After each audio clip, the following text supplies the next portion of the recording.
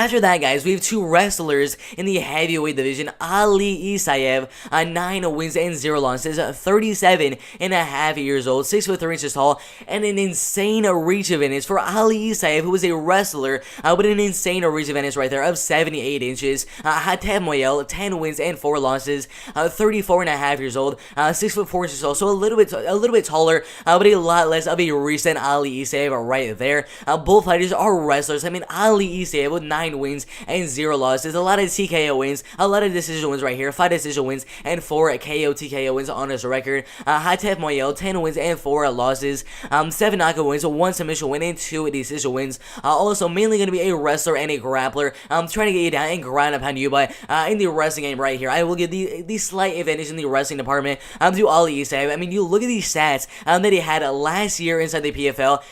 Absolutely insane. Inside the PFL last year, 2 years ago, since we had COVID, but 19 out of 23 takedown attempts inside of the PFL. I mean, he is really good wrestling. The most takedowns inside of the PFL so far in 2019. A very strong wrestler, and if he cannot manage to get you down, really good clinch work and very good power in his hands. With 4 knockout wins so far, 2 of them being in the semi-finals, in the finals of the PFL heavyweight tournament. He actually won the $1 million 2 years ago. His ground strikes, I mean, it is absolutely insane. I was so surprised when I saw it, but just last year alone, with 5 fights inside of the PFL, landed 442 significant strikes due to ground and pound. Absolutely insane. I mean, every single one of his fights averaging around 90 or 80 significant strikes due to ground and pound. I mean, that is just absolutely insane. Hatef Moeil, a wrestler with some decent power as well.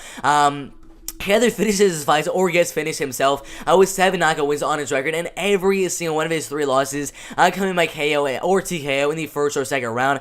He's also a wrestler, but in my opinion, he's not going to have the wrestling advantage over a guy like Ali Isaev, leading 19 out of 23 takedowns, and then 442 ground and pound strikes. Absolutely insane, but Hatef Moeil is mainly a wrestler, mainly tries to go out there and get the fight to the ground and ground and pound his opponents, just like Ali Isaev, so they're both very similar in the wrestling and ground and pound game.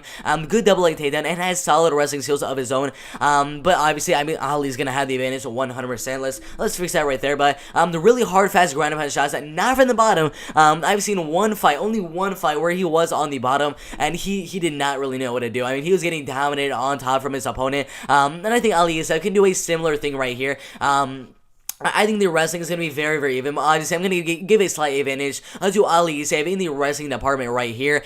He's a way stronger, way better in his double leg takedowns. In the clinch, I mean, he's going to land a lot of body shots and then go for the double leg, get you down, and ground and pound the heck out of you until he gets a TKO or until he just lands 442 ground and pound shots, which is just, I mean, it's mind-blowing how he's landing that many shots on the ground. But considering he's also going to have the 78-inch reach, a 3-inch reach advantage in the striking game. Definitely going to help him in the striking game as well. So I think overall, the striking game, the grappling game, the wrestling game, the strength game, everywhere I look at the fight, I have Ali Isaev winning. So I think 100% Ali Isaev will become 10-0 as a professional MMA fighter in the heavyweight division, and overall win this fight a 30-27 unanimous decision or get a TKO in the second round. But this should be a really good heavyweight fight right there. But definitely have Ali Isaev winning that fight 100%.